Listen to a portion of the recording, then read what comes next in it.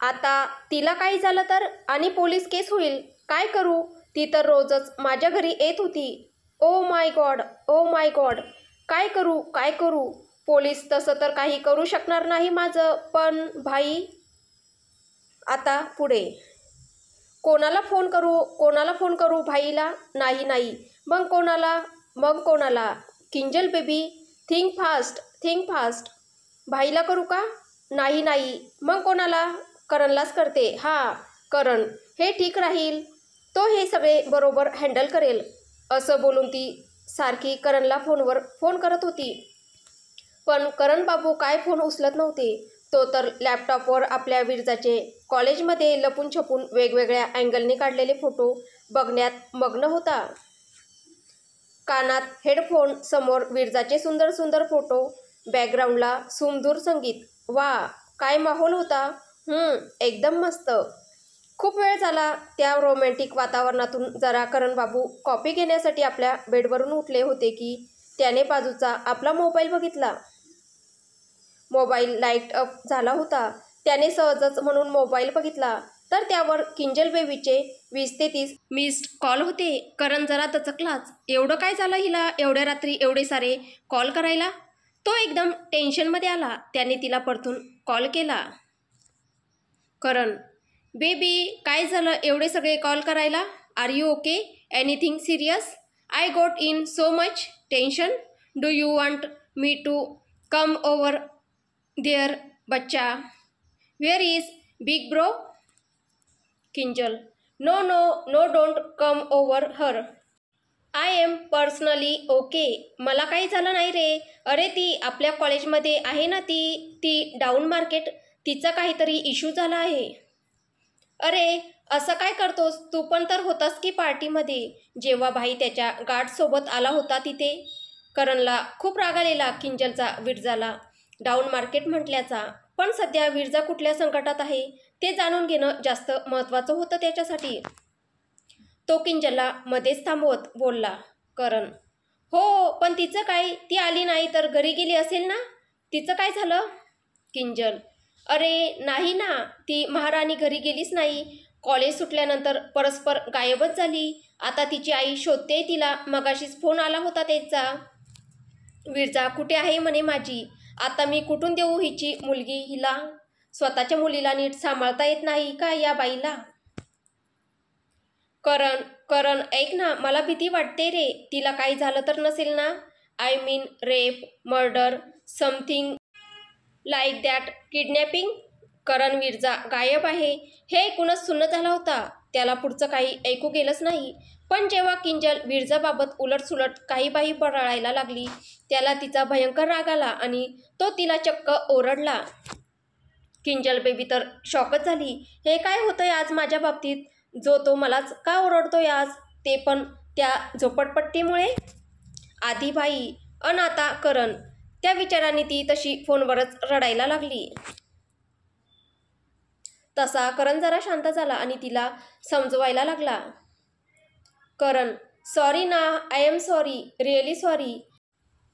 माहीत नाही कसा माझा आवाज चढला. It will not happen again. तशी किंजल रडायची थांबली. करण, तू तिच्या मम्माचा फोन नंबर देतेस का मला? म्हणजे मला पुढे चौकशी करता येईल. तसं किंजलने विरजाच्या आईचा आलेला नंबर करणला दिला. तिलाही आता थोडं बरं वाटलं. तिच्या डोक्यावरचं टेन्शन आता करण सांभाळेल म्हणून तीही थोडी रिलॅक्स झाली आणि झोपी गेली. इथे करणची झोप मात्र उडाली होती. त्याने लॅपटॉपमधल्या तिला एकदा पाहिले अन त्याच्या डोळ्यातून अश्रू गळागळा वाहू लागले.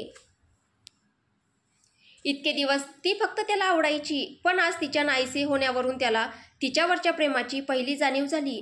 जणू कोणी त्याचा जीवच काढून घेत होता. त्याने घड्याळाकडे बघितले. तिला गायब होऊन 9-10 तासाच्या वर होऊन गेले होते. करण, कुठे आहेस बच्चा तू? कुठे? Please come back.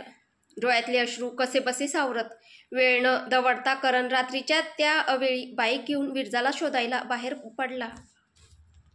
शोधायचं होतं तिला. कसंही करून सुरक्षित आणायचं होतं तिला घरी.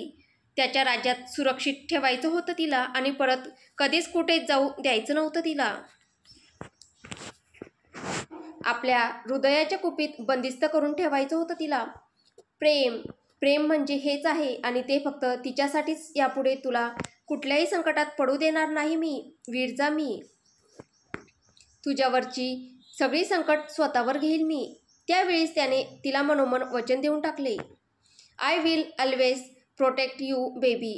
Please come back to me once. Bike घेऊन तो वेड्यासारखा त्या सुनसान रस्त्यावर फिरत होता. इथे दिसते का तिथे दिसते का, कॉलेजजवळचे कॅफेजवळचे सगळे रस्ते त्याने अगदी धुंडाळून पाहिले, पण त्याच्या प्रियेचा काही पत्ताच लागत नव्हता. ती कुठेच नव्हती. त्यालाही माहीत होतं की 10 तासानंतर इतक्या उशिरा तिला शोधणं निरर्थक होतं, पण त्याचं मन काही मानत नव्हतं. त्याने बाईक तिच्या घराच्या दिशेने वळवली. स्थळ विरजाचं चाळीतलं घर. इथे सुनीताबाई विरजाच्या गायब होण्याने हवालदिल झाल्या होत्या. त्या घरावरच्या संकटांची मालिका काही संपायचं नावच घेत नव्हती. एकामागून एक संकटांनी ते घर नुसतं पिंचून गेलं होतं. किंजलच्या बोलण्याने एक जो आशेचा किरण त्यांना दिसला होता तो पण नाहीसा झाला होता. काय करू काय करू, कुठे शोधू, कोणाला सांगू, कोणाची मदत घेऊ, त्यांना काहीच कळत नव्हतं. शेवटचा एकच मार्ग उरला होता त्यांच्याकडे, जो त्यांना कधीच अवलंबायचा नव्हता, पण त्यांच्याकडे दुसरा पर्याय नव्हता. स्वतःची सगळी लाज लज्जा स्वाभिमान सगळं गुंडाळून त्यांनी तो मार्ग अवलंबायचा निर्णय घेतला. एवढ्या मध्यरात्री त्यांनी त्यांच्या शेजारच्यांचा दरवाजा ठोठावला. त्यांना आपली सगळी परिस्थिती सांगितली आणि थोडा वेळ मुलींना त्यांच्या घरी ठेवून घेण्याची खूप विनंती केली. पहिल्यांदा तर शेजाऱ्यांनी त्यांना भलं मोठं लेक्चर दिलं की मुलींना कसे सांभाळलं पाहिजे, त्यांना कशी इतकी सूट दिली नाही पाहिजे, मुलींना कसे संस्कार केले पाहिजे. पण शेवटी कसेबसे ते मुलींना थोडा वेळ ठेवून घ्यायला राजी झाले. तसं सुनीताबाईंनी मुलींना त्यांच्याकडे ठेवलं आणि आपल्या त्या फाटक्या घराला टाळं मारून मध्यरात्रीच्या त्या काळ्याकुट्ट काळोखात जपजप पावलं टाकत त्या निघून गेल्या. आज त्या तिथेच उभ्या होत्या जिथे त्यांचे दुर्दैवाचे दशावतार सुरू झाले. त्यांच्या पतीचं घर, श्रीयुत गणेशराव साहेबराव जोशी यांच्या सुखी कुटुंबाचं घर, ज्याच्यात आज त्यांना आणि त्यांच्या लेकींना काडीचंही स्थान नव्हतं. जेव्हा त्यांना या घरातून हाकलण्यात आलं होतं तेव्हा त्यांनी स्वतःशीच एक प्रण केला होता की मेले तरीही ह्या घराची पायरी कधी चढणार नाही. कशीही राहीन, उपाशी तापाशी भुकी गरीब कशीही, पण गणेशराव जोशींच्या पुढे कधी हात पसरवणार नाही, कधीही चुकूनही या घराची पायरी चढणार नाही. पण आज 13 वर्षांपूर्वीचा स्वतःच केलेला प्रण मोडायला, गणेशरावांपुढे हात पसरवायला, ज्या घरातून त्यांच्या मातृत्वाचा स्त्रीत्वाचा अपमान करून त्यांना बाहेर फेकण्यात आलं होतं, आज त्याच घराची पायरी त्या मान खाली घालून चढत होत्या. लेकीच्या जीवापुढे अब्रूपुढे एक आई जिंकली, एक स्त्री हरली. मोठ्या अवघडलेल्या मनस्थितीत थरथरत्या हातांनी त्यांनी त्या घराची बेल वाजवली. 2 मिनिट झाली तरी कोणीच प्रतिसाद न दिल्यामुळे त्यांनी 2-3दा दारावरची बेल वाजवली. एक एक वाया जाणारा क्षण त्यांना त्यांच्या लेकीपासून कोसो दूर घेऊन जाणारा होता. त्यांच्यातली आई त्यांना काही थांबू देत नव्हती. त्या तशाच बेल वाजवत होत्या अधीरतेने. त्यांच्या डोळ्यातून अश्रू आणि ओठातून हुंदके बाहेर पडू लागले. एक हताश आई रडत होती, कोणीतरी दरवाजा उघडा, माझ्या लेकीला वाचवा. दरवाजाच्या बेलच्या सातत्याने वाजण्याने गणेशरावांची शेवटी झोपमोड झाली आणि ते वैतागून उठले. गणेशराव जोशी वैतागत, कोण आला आहे मरायला एवढ्या रात्री, झोपू पण देत नाही साले. साईड टेबलवरचा आपला चष्मा चाचपडत नाकावर चढवत ते बेडरूममधून लिव्हिंग रूममध्ये आले. त्यांनी लिव्हिंग रूममधला लाईट चालू केला आणि दरवाजा उघडला. क्षणभर त्यांना कळलंच नाही की आपण नक्की काय बघतोय. दरवाजात त्यांची पहिली पत्नी उभी होती. त्यांची पहिली पत्नी सुनीता गणेशराव जोशी, अगदी विमनस्क अवस्थेत. गणेशरावांना तर आपल्या डोळ्यावरच विश्वास होत नव्हता. 13 वर्ष झाली होती एकमेकांना बघून. स्वतःच्या नकळत गणेशरावांचा आवाज गहिवरला, डोळे पाणावले. सुनीता. एवढा वेळ दाबून ठेवलेले दुःख अनावर हुंदक्याच्या रूपात शेवटी बाहेर पडलंच. सुनीताबाई त्यांच्या दारातच ओक्साबोक्षी रडू लागल्या. दुःख हतबलता शेवटी अनावर होत होती त्यांना. आपल्या पूर्व पत्नीला असं धाय मोकलून रडताना बघून कधी नव्हे ते गणेश जोशींना पण वाईट वाटलं. 13 वर्षे निघून गेली होती. मध्ये यवना पुलाखालून बरंच पाणी वाहून गेलं होतं. या 13 वर्षात त्यांनी खूप काही कमावलं होतं आणि खूप काही गमावलं सुद्धा होतं. त्यांच्या दुसऱ्या पत्नीकडून मुलांचा बाप होण्याचं सुख तर मिळालं होतं त्यांना, पण मनाच्या कुठल्या कोपऱ्यात आपण आपल्या पहिल्या पत्नीशी, निष्पाप मुलींशी केलेल्या अन्यायाची, निगृणतेची बोच आजकाल त्यांना कुठेतरी जाणवू लागली होती. पण एवढ्या वर्षांनी वाईट वाटून काय होणार होतं? आजही ते मुलांचा बाप म्हणूनच समाजात मिरवत होते. अभिमानाने सगळीकडे आपल्या त्या 2 दिवट्याचं नुसतं कौतुक करत होते. पण हे सगळं करताना आपल्याला अजून 3 मुलीही आहेत. या समाजात सुरक्षित राहण्यासाठी त्यांनाही बापाच्या पोलादी हातांची गरज आहे, हे त्यांना कधी कळलंच नाही किंवा कळून त्यांना कधी घ्यायचंच नव्हतं. नुसत्या वाईट वाटण्याने त्यांच्या वागणुकीत तर कणभरही फरक पडला नव्हता. मग काय उपयोग अशा वाईट वाटण्याचा, अशा पोकळ पश्चातापाचा? उपयोग तरी काय? त्यांनी सुनीताबाईंना आत घेतले. त्या आतमध्ये पाऊल टाकणार तितक्यात गणेशरावांची दुसरी पत्नी बेडरूममधून तडतडत बाहेर आली आणि त्यांनी सुनीताबाईंना दारातच रोखलं. सुमन, ओ ओ, कुठे? आतमध्ये कुठे? हे घर आहे माझं. रेल्वे स्टेशनचा प्लॅटफॉर्म वाटला की काय तुम्हाला? मन मानेल तेव्हा येऊन बसायला. रात्री बेरात्री अशा लग्न झालेल्या पुरुषाच्या घरी यायला शरम कशी वाटत नाही तुम्हाला? बाहेर पण हेच धंदे करतात का? 13-14 वर्ष झाली पण अजून जुन्या प्रेमाची खास काय मिटली नाही तुमची? गणेशरावांबरोबर सुमनचं प्रेम प्रकरण चालू होतं तेव्हा सुनीताबाईंनी सुमनला बरेच काही ऐकवले होते.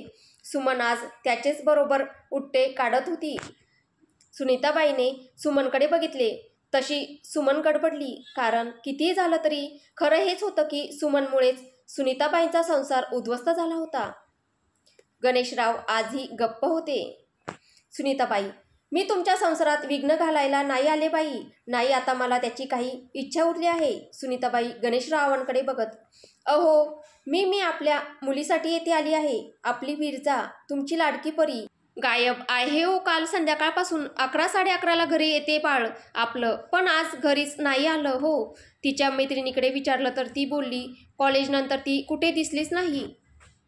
गणेशरावांचा हात पकडत, तुम्ही चला ना माझ्याबरोबर. आपण शोधू ना आपल्या परीला, तुमच्या राजकुमारीला. एकटं कुठं कुठं शोधू नाही कळत हो मला. आजपर्यंत काही मागितलं पण नाही हो तुमच्याकडे.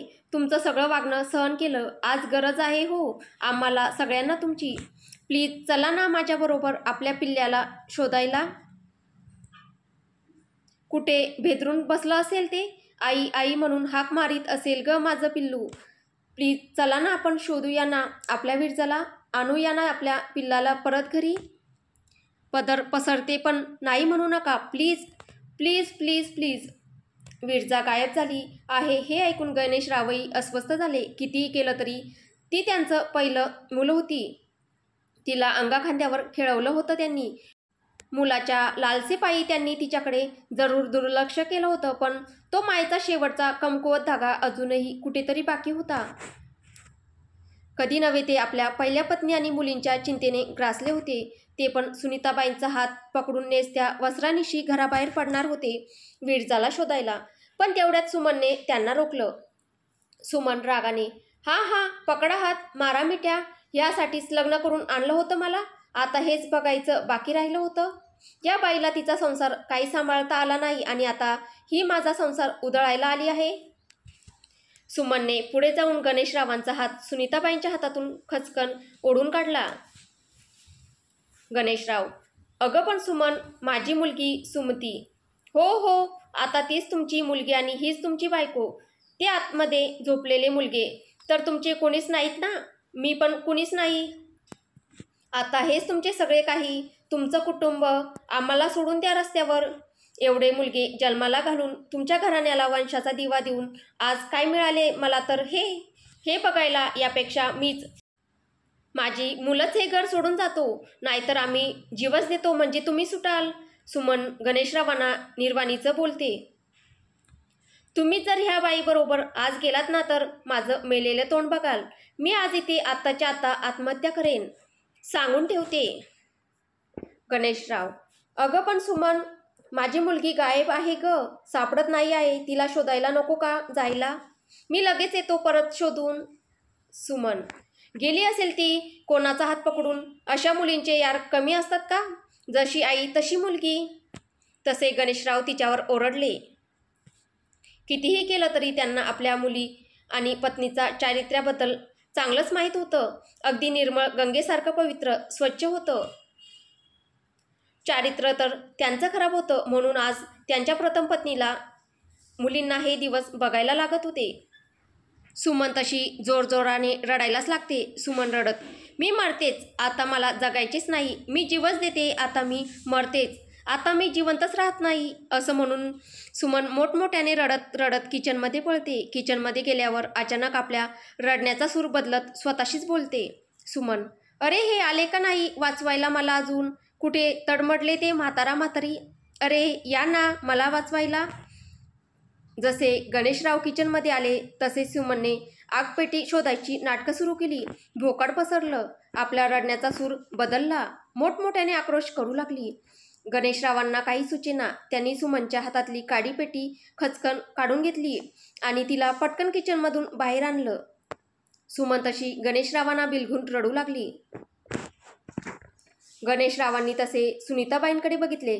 सुनीताबाईंना कळले की आता या घरातून आपल्याला काही आशा नाही. त्या तशा दुःखी मनाने तिथून जाऊ लागल्या. त्यांनी दरवाजाबाहेर पाऊल टाकलंच की सुमनने धाडकन तो दरवाजा लावून घेतला.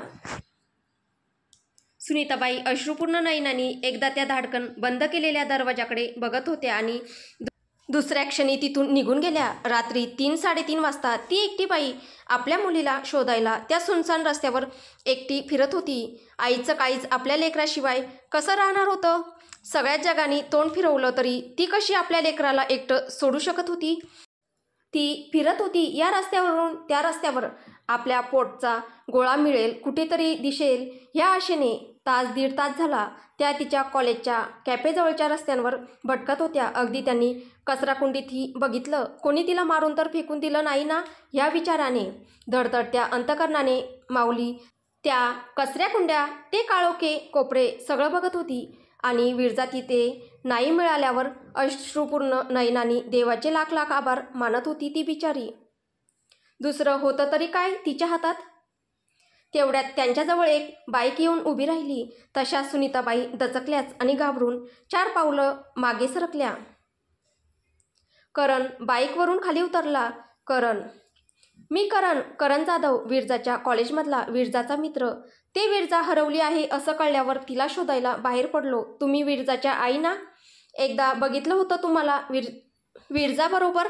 विरजाचं नाव ऐकताच सुनीताबाईंना जरा धीर आला. सुनीताबाई मोठ्या आशेने, हो मीच विरजाची आई. आमची विरजा सापडली का रे बाळा? कुठे आहे, कशी आहे, माहिती का तुला? करण, नाही आई, नाही सापडली, पण ती नक्कीच सापडेल. मला पूर्ण विश्वास आहे. आपल्याला आपली विरजा नक्की सापडेल, ती पण चांगल्या अवस्थेत, सुरक्षित. करणच्या आश्वासाने सुनीताबाईंच्या डोळ्यात पाणी आलं. सुनीताबाई, तुझ्या तोंडात साखर पडो बाळा. तू म्हणतो तसंच हो. करण, असंच होणार आई. तुम्ही घरी चला, मी तुम्हाला घरापर्यंत सोडतो. तुम्ही कुठे एवढ्या रात्री ह्या सुनसान रस्त्यावर भटकत बसणार? सुनीताबाई, पण विरजा. करण सुनीताबाईंचे दोन्ही हात हातात घेत, करण, विश्वास ठेवा, मी आपल्या विरजाला काही होऊ देणार नाही. करणच्या डोळ्यातून शब्दातून विरजाबद्दलचं प्रेम, काळजी ओसंडून वाहत होते. तेनं कळल्या इतपत सुनीताबाई अजाण नव्हत्या, पण त्यांनी सध्या तरी त्याच्याकडे दुर्लक्ष केले. करणने त्यांना घरी सोडले आणि विरजाला शोधायला एकटाच बाहेर पडला. एकीकडे देवाई आपल्या प्रेमाला, आपल्या जीवाला, आपल्या विरजाला घेऊन भारतात परतत होता, तर दुसरीकडे करण हळूहळू तिच्या आयुष्यात, तिच्या कुटुंबात प्रवेश करत होता. तर पुढे काय होईल हे आपल्याला पुढच्या भागात पाहायला भेटेल. तुम्हाला ही कथा कशी वाटते आहे कमेंटद्वारे नक्की कळवा.